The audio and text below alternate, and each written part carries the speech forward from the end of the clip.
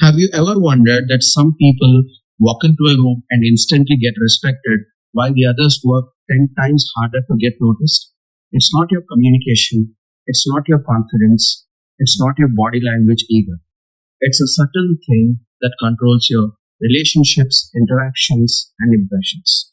Today, I would like to speak about that one particular component of communication that will determine how people treat you, whether you're a student, professional, freelancer, or a business owner. Few years ago, I worked with a professional who is skilled, smart, and hardworking. He was kept on ignoring in his meetings, his ideas were dismissed, and his manager rarely took him seriously. And when I observed him, I found something shocking. He spoke as if he needed permission than somebody who is speaking who carries clarity.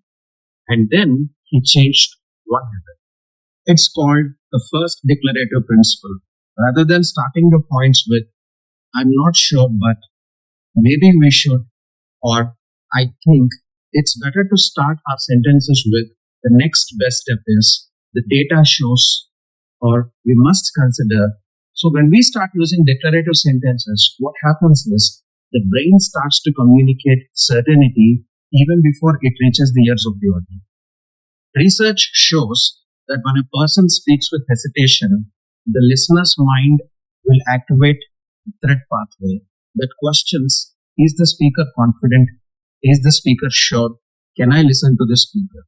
So if we speak in a declarative manner, the brain activates the synchronization pathway, the same pathway that will get triggered when we listen to leaders, storytellers, and super communicators. So your voice, pace, and clarity will create an emotional agreement, which means you can trust what I'm saying. So that trust will convert into respect. Let me give you a real example, and that the same client who replaced his weak openers with declarative first principles experienced the following. By week 1, no one disturbed him in the meetings. And by week 2, his manager asked him for the inputs first. And by week 4, he was handed over with a project that he's been chasing for months. Nothing else changed. His English, his confidence, not even his job title, but one communication habit. And that is the power of someone who speaks as if he or she knows where they are going. People don't listen to a person who has the best idea, but people listen to someone who explains or communicates that idea with certainty, because certainty feels like safety. That is why so many influencers and powerful speakers appear confident before actually feeling confident, because confidence is not a personality trait, it's a style of communication. For example, you can use the sentences like, this is the problem that needs a solution.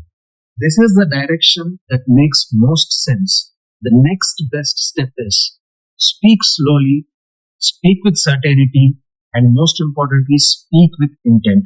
And you yourself will witness the shift. If you really want to stand out, influence people, and communicate with power, follow this one habit. Because when your communication changes, your entire personality upgrades. If you think that this video is helpful, please share in the comments.